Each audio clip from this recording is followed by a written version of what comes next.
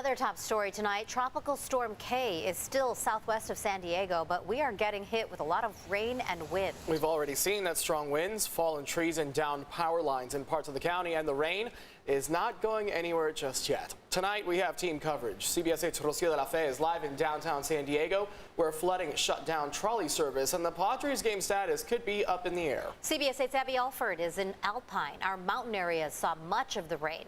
But first, let's check in with meteorologist Carlene Chavis, our chief. She's been working hard tracking the storm, and here with a first look at current conditions and what's ahead tonight and tomorrow. Carlene? Well, we are still looking at chances for rain. When we take a look at current conditions, well, you definitely see the raindrops on our camera from our Mount Soledad cam. You have 73 degrees currently for downtown, calm winds and high humidity. Now, we are seeing a drying trend. We're hitting a little bit of a pocket right now, but we're still looking at chances as we go into tonight through the weekend. So we are seeing some showers across Fallbrook, the same for Palomar Mountain, starting to move in again for the South Bay. So over the last 3 hours, we've been seeing surge of moisture. Some areas definitely have received more. We've had more rain across the mountains, and even seeing some areas like downtown where a flood advisory was in play earlier today, and that is with more than a half an inch of rainfall that fell in the area. So we're still keeping a close eye on Tropical Storm Kay. Now, Kay is moving towards the west, kind of veering away from us, but still that lingering moisture, as you can see, wrapping around this system, continuing to surge through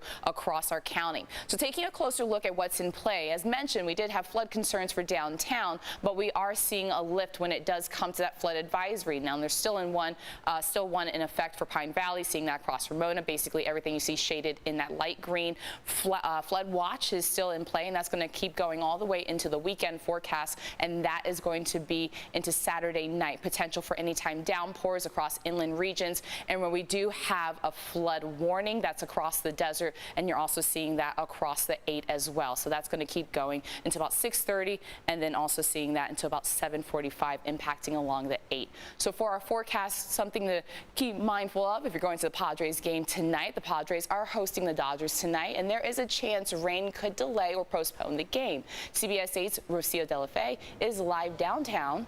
And what are you seeing out there, Rocio?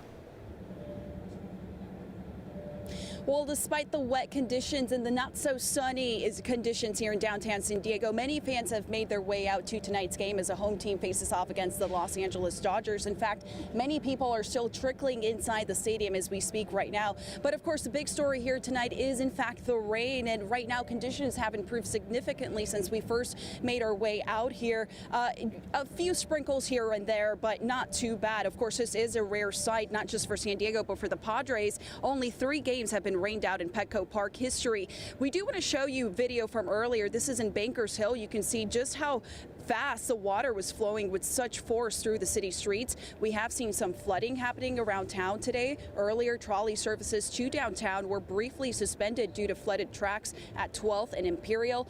But at last check, again, conditions have improved, allowing officials to resume normal trolley services to downtown.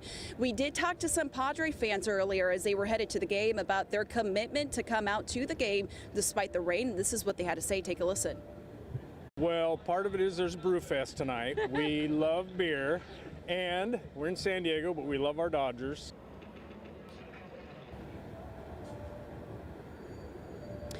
And of course, if you do plan on heading to tonight's game, you still have only just a few minutes.